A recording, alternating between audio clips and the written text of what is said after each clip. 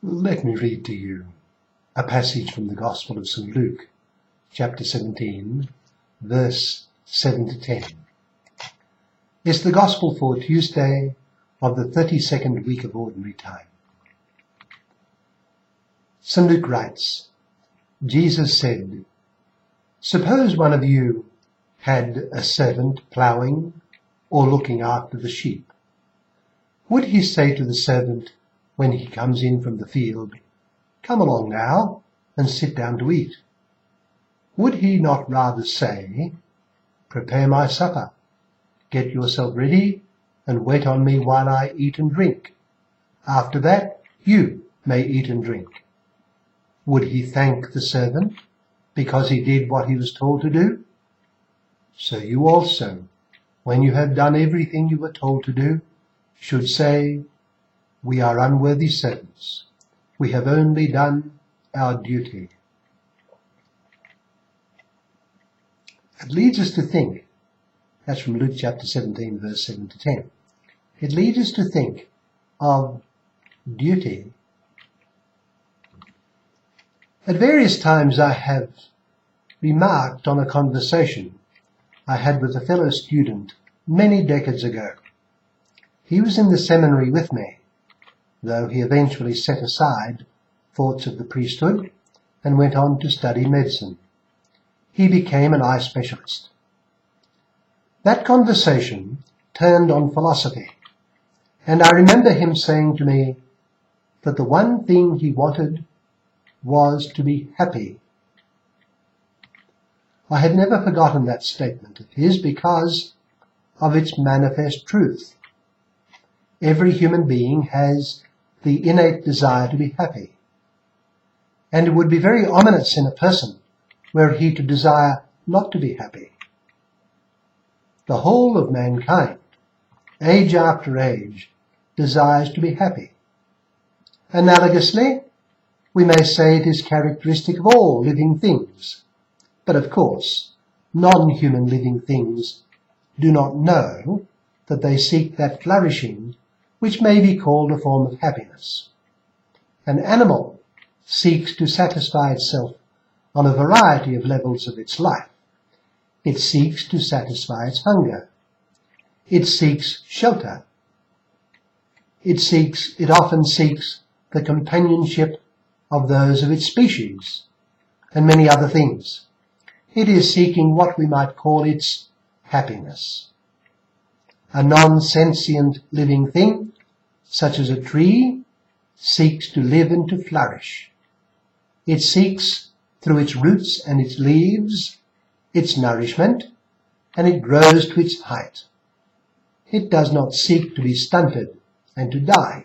It seeks to live, to produce, and to propagate.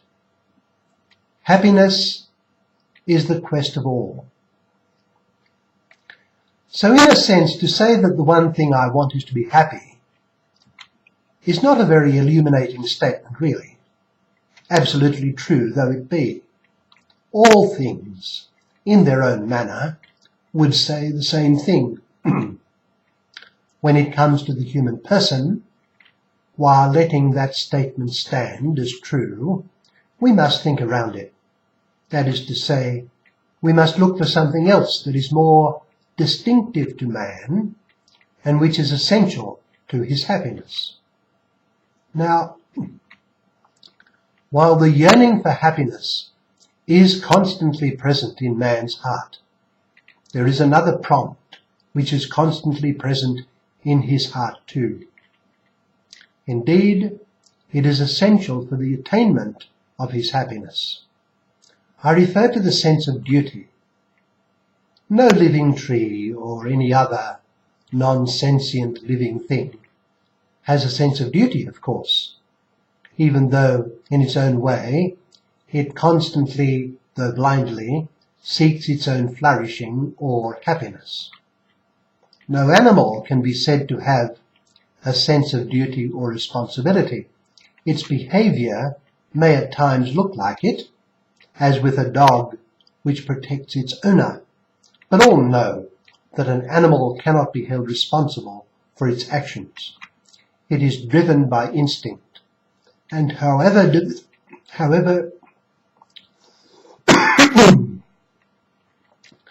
developed the instinct may be, still the animal is always governed by it. Yes, we may certainly say that every man and woman seeks to be happy, but a more illuminating statement is that every man and woman is subject to duty and will find happiness in its fulfillment. If a person has little or no sense of duty, we all know that there is something quite seriously wrong with that person. It is a damning statement to say that he does not know right from wrong.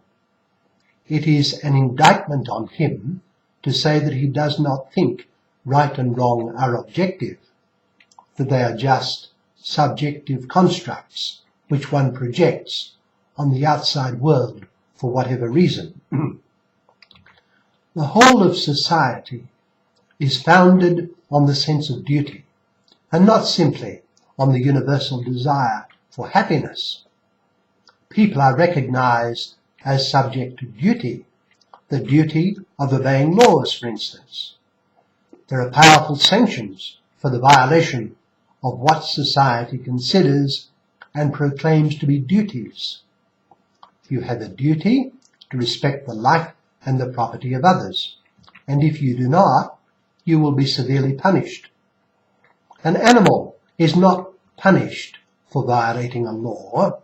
It is severely restrained or even killed, or it can be trained, but all know that it could not help doing what it did. Perhaps its owner will be held responsible. Of course, there are hazards in this, as in any perspective.